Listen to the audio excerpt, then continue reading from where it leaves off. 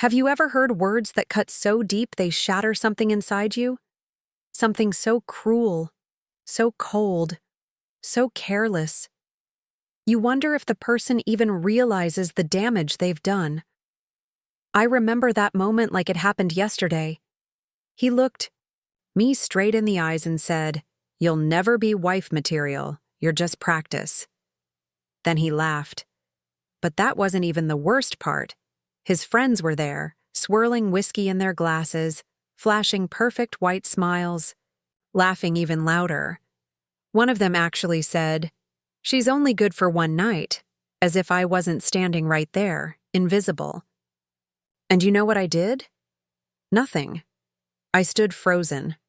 Not because I didn't care, God, I cared, but because I couldn't believe the man I loved, the father of my son, the person I thought I'd grow old with, had just reduced me to a joke in front of a crowd. That was 2 years ago. From being his fiancée to being forgotten. From the woman who packed his lunch and rubbed his shoulders to a name he stopped saying aloud. I only existed to him when it came to our son Eli. And then he barely looked at me. He moved on quickly, too quickly, meeting someone younger, flashier, Instagram perfect.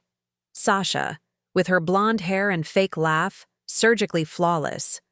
Within a year they were engaged, and our son was asked to be the ring bearer at their wedding. But I'm getting ahead of myself. You need to know who I am before you understand what happened. My name is Naomi Ray. I'm a mother, a baker, a woman who's been told over and over that I'm too much, too intense, too emotional, too ambitious, too serious. For years, I believed it. When I met Darren, I was 24, juggling 2 jobs, waiting tables at night and managing a vet clinic's front desk by day. He walked in with that crooked smile and a voice that could sell ice to the Arctic. Charming, confident, making you feel like you were the only person in the room. I was hooked. At first, it was like a movie. Romantic dinners, long drives, dreams of future kids, a house by the water, Sunday barbecues. We even picked a name for our daughter, Laya. But everything changed when I got pregnant with Eli. Suddenly, I was too emotional, too needy, too much. Darren stopped touching me, stopped listening. When Eli was born, he barely held him. That was the beginning of the end. But I clung to hope, telling myself he was stressed, that once the business picked up, he'd come back, that if I worked harder, looked better, stayed quieter, he'd love me again. Instead, one night he came home drunk, reeking of perfume that wasn't mine. When I asked where he'd been, he just laughed and said, "You'll never be wife material. You're just good for a night," then walked away like I was trash. I remember sitting on the floor that night, holding Eli as he slept, wondering, is this all I'm worth?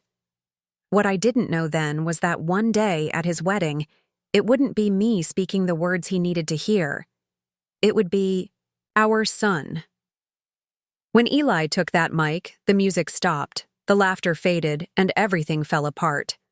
Before all this, I believed love could fix anything, that soulmates were real, that if you loved hard enough, forgave enough, gave enough, it would all work out. But it didn't. I was 24 when I met Darren Whitmore, newly back in Richmond, trying to rebuild after my dad passed. My mom, Marlene, was strong, the kind who never cried at funerals but cooked casseroles for those who did. She raised me and my brother with quiet strength, always wanting more for me. Maybe that's why Darren seemed like a win. He came to the clinic I worked at asking about puppy shots he never even brought in, just wanting to talk. He was polished, wore tailored suits, drove a sleek car that smelled of cologne and confidence. Everything about him screamed success. And for a while, he made me feel like I belonged in that world. He'd show up at my night job with $100 tips and tell me I deserved more than greasy aprons and split shifts. When he looked at me, I felt seen, really seen, for the first time. He was 6 years older and already running a marketing firm, while I was barely scraping by, but he never made me feel small. 6 months in, I moved in with him. A year later, engaged, wearing a ring with a stone, I was too scared to ask the price. Of my armor, my proof that I mattered, my happy ending. Until the pregnancy. I was terrified, crying not because I didn't want Eli, but because I knew everything was about to change. At first, Darren was excited. At least he pretended to be. We picked paint colors, argued over names, shopped for baby gear. He promised we'd be unstoppable. But as the months passed, something shifted. He worked longer hours, slept less, touched me less, like a checkbox on a list. He snapped at burnt toast and misplaced chargers. I stopped complaining, told myself it was just stress, that once Eli arrived, everything would go back to how it was. But it didn't. Eli's birth was the happiest and loneliest day of my life. I held this perfect little boy and cried tears I couldn't explain, while Darren held him once, for a photo, and then disappeared into the hallway, glued to his phone, texting someone he wouldn't name. I tried. I read books on how to reconnect, planned date nights, lost the baby weight, smiled when I didn't feel like it, all hoping he'd come back to me. But Darren didn't want a wife. He wanted an audience. He started disappearing on weekends, claiming business trips and conferences. He stopped coming home for dinner, then stopped texting altogether. He was physically there, but only when he had to be, too busy to notice me, too distant to care. Then came the night that broke me. He walked in late, drunk, smelling of a perfume. That wasn't mine. When I asked where he'd been, he didn't lie or apologize. He just said, "You'll never be wife material. You're just good for a night." I didn't cry right away. But when I heard his friends laughing behind him, echoing his words like it was a joke, something inside me shattered. I wasn't heartbroken. I was humiliated. I packed a bag for Eli and me and went to my mother's house. I told her I needed a break, but she saw through me. She didn't say, "I told you so." She just held me as I finally let myself cry. And in that moment, I realized I had no idea who I really was outside of being someone's placeholder. But I was about to find out. The hardest part of heartbreak isn't the pain. It's the deafening silence that follows. The kind that fills your chest when your baby asks why daddy doesn't come around anymore. The kind that tightens your throat when you walk past the nursery you painted together and realize he never came back to finish the trim. After I left Darren, I moved into my mother's guest room with Eli, slowly trying to stitch together the shattered pieces of my life. I didn't want pity, nor did I crave revenge. I only longed for peace, something quiet and steady, a refuge from the chaos.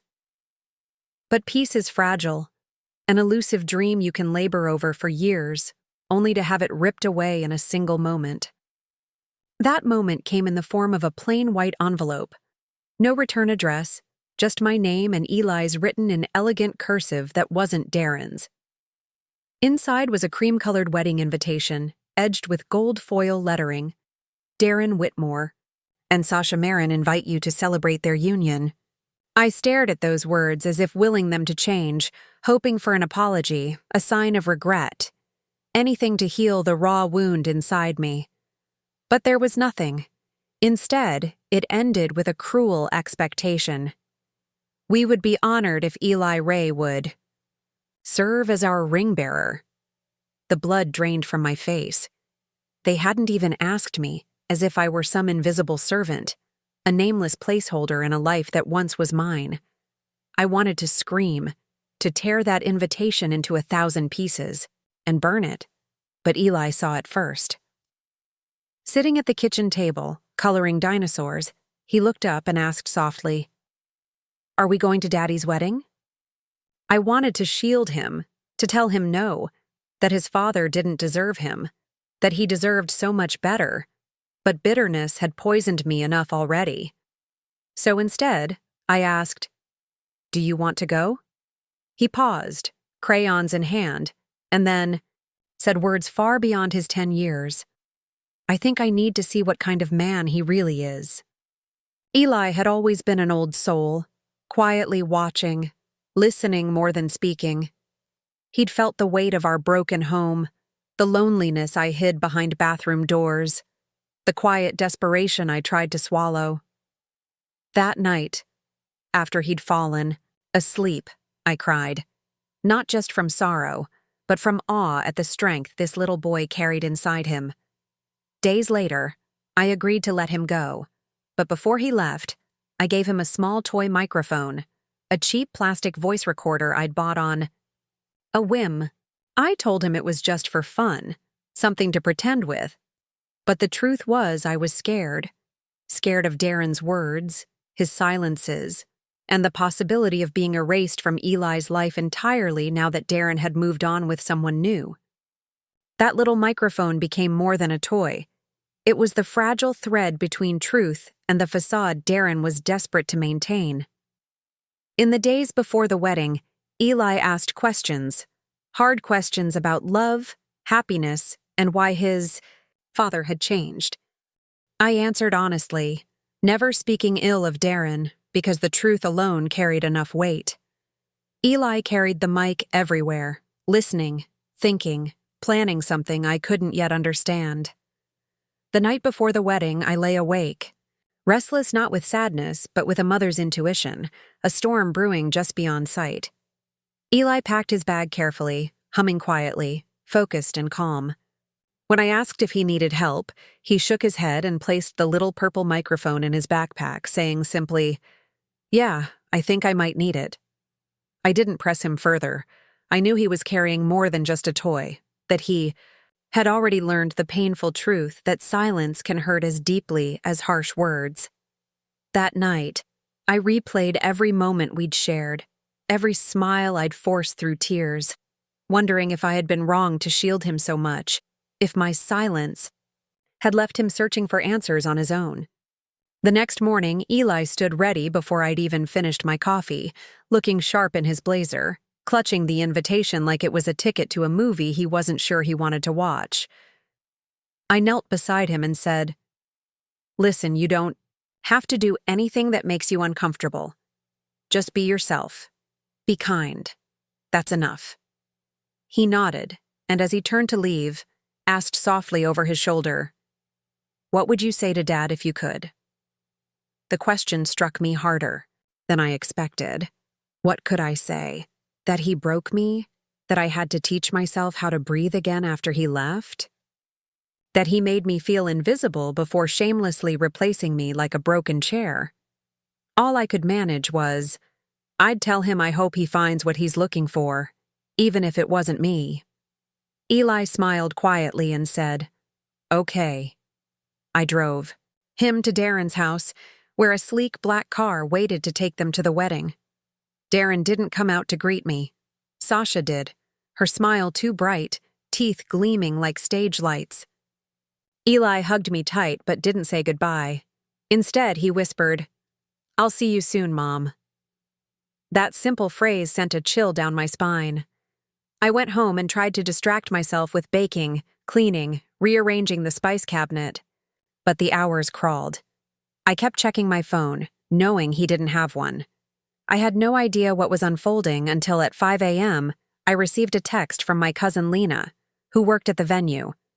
"Your son just took the mic. Everyone stopped. Even the music." I read it over and over, heart pounding, not with fear, but with a spark of something I hadn't felt in a long time. Hope. I didn't know exactly what Eli had done or why, but I knew my son. I knew his heart. And if he chose to speak, it wasn't for drama or revenge. It was for the truth. For the first time since Darren walked away, I wasn't afraid of the truth anymore. I wasn't there when it happened, and that's what haunts me sometimes. I didn't see the look on Eli's face when he stepped forward, didn't hear the silence that swallowed the room or feel the weight of all those eyes on a 10-year-old boy walking up to a microphone in the middle of a wedding like he had something vital to say. But I've heard the story so many times now, I can see it as if I were standing in the aisle myself. The wedding was at a picturesque vineyard outside Charlottesville, luxurious, Instagram perfect, everything Darren loved. The spotlight, the glitz. Sasha was practically born for this life, a permanent ring light and flawless social media filter. Flowers hung from the ceiling, a string quartet played, champagne flowed before the ceremony. Eli described the white chairs tied with gold, ribbons, the scent of expensive perfume mixed with palpable tension. He was dressed sharp in his little suit, clutching the ring box in one hand and that toy microphone in the other, hidden behind his back. Later, he told me his hands were trembling, but his voice stayed steady. And I believe him. The ceremony moved along with smiles and tears, Darren looking every bit the perfect groom, polished and untouchable, like nothing had ever fallen apart. Then, just as the officiant said, "You may now kiss the bride," Eli stepped forward. No one stopped. Him. After all, he was just the ring bearer. Probably looked like he was about to do something sweet or silly, until he raised the mic to his lips and said clearly, "Before you kiss, I think my mom wanted this played." The room froze. Sasha laughed. Nervously. Darren looked baffled. Eli pressed the button on the mic, and there it was, my voice, shaky and raw, recorded without my knowledge, the night before the wedding when he'd asked me what I'd say to his father. You could hear my breath hitch, my voice crack, and then the words, "I'd tell him I hope he finds what he's looking for, even if it wasn't me." Gasps rippled through the crowd. Chairs shifted. Someone dropped a glass. But Eli didn't. "Stop." He spoke again, voice steady. "She never told me to say anything. She didn't even want to come. But I thought everyone should know. My mom never tried to hurt anyone. She just loved my dad and he left her behind." Then he laughed, a quiet, sad sound, and said, "And I don't think that's funny." He placed the mic gently on the table by the officiant and sat down. Not another word. Darren stood frozen, mouth slightly open as if waiting for a cue that never came. Sasha blinked hard, disbelief written across her face. The guests whispered. The music stayed silent. The kiss never happened. And just like that, the entire performance collapsed. I didn't hear from Darren that night or the next. 3 days later, a cold 2-line message. "Eli doesn't need to be involved in things like that. Let's talk." I never replied. There was nothing left to say. Eli came home the day after, quiet. I didn't ask what happened. I didn't have to. That evening, as we baked blueberry muffins for the neighbors, he finally spoke. "I just wanted them to hear your side," he said, pressing batter into the tin. "They always hear his." I stood frozen for a moment, then looked at him and whispered, "Thank you. I don't know if I deserve that, but thank you." Eli shrugged. "You deserved more. You just never asked for it." That's when it hit me. This little boy, born from a broken promise, had become the voice I never found. Not for revenge, not to ruin a wedding, but to make space for the truth. And maybe that was the most beautiful thing. In a room full of lies, dressed in white and gold, my son chose honesty. The wedding didn't survive, but we did. The week after, everything was quiet. No drama, no angry calls or messages from Darren or Sasha, just a calm that felt like the air after a storm. I kept waiting for the fallout, someone to come blame me, but no one did. Because deep down, they all knew the truth wasn't cruel. It was inconvenient. And truth has a way of sticking around, doesn't need permission to exist, just waits to be heard. Eli never asked if what he did was okay. He didn't brag, didn't regret it. He went back to being a kid, riding his bike, asking for waffles, leaving socks scattered on the living room floor like nothing had happened. But I saw the change, a subtle grounding, a new confidence. And in that, I found my own footing again. For so long I lived like I was half finished, waiting for a closure that would never come. hoping if I stayed quiet and graceful, someone would finally say, "You were right to feel what you felt." No one did. So I stopped waiting. I poured myself into the life I was building, into my small bakery, into the warmth of a home where laughter wasn't forced and love didn't have to be earned. The bakery took off faster than I imagined. Word spread about the divorce pies. They called them rich, bittersweet chocolate ganache with sea salt and a caramel center, pain wrapped in something sweet, something people understood. One morning, an older woman came in and said, "You're Naomi, right? The one from that wedding my niece was at." She told me it was the realest moment she'd ever seen. I smiled, handed her a slice of lemon cake, and that was enough. Darren, and I kept things civil, distant. He still picked Eli up every other weekend, sent birthday cards, but the new space between us was something I welcomed. He never mentioned the wedding or the recording. I think he knew that if he did, he'd have to face what he said, what he did, and Darren never was good at looking in the mirror. At first, I hated that. I wanted him to say something, apologize, explain. But eventually I realized I didn't need his words. I had my own now. Months later, one perfect ordinary night, Eli and I were sprawled on the couch, blankets everywhere, popcorn spilled, watching a movie. Out of nowhere, he asked, "Do you think Dad's mad at me?" I paused, then said, "I think he's more mad at the truth." Eli nodded slowly, eyes fixed on the TV. "I didn't mean to hurt him." "I know," I whispered. "You didn't." And that was it. Because in the end, this wasn't a story about revenge or getting even or ruining someone's big day. It was about a woman told she wasn't enough, laughed at, humiliated, pushed aside, and still, she found her way back to herself. And a little boy who saw his mother's pain and chose not to look away. There's a power in that quiet strength, the kind that doesn't need fireworks or fists, just a voice. One small moment of courage spoken into a cheap plastic microphone. That moment didn't fix everything. It didn't erase the years I lost or the heartbreak I carried. But it gave me something better. It gave me clarity. It gave Eli strength. It gave the truth a place to live, out in the open where no one could hide from it anymore. So no, I wasn't wife material. Not for him. But I was more. I was the woman who walked through fire and didn't burn. The one who raised a boy brave enough to speak when it mattered most. And now? Now I sleep well. I laugh loud. I love deeper because I stopped waiting to be chosen. I chose myself. And that made all the difference. If this story speaks to you, if you've ever felt not enough, silenced, invisible, let this be your reminder. You don't need permission to stand in your truth. You are more than what they said. You are more than what they left behind. Healing begins when you are finally heard. If Naomi's story touched you or reminded you of someone you love, share it.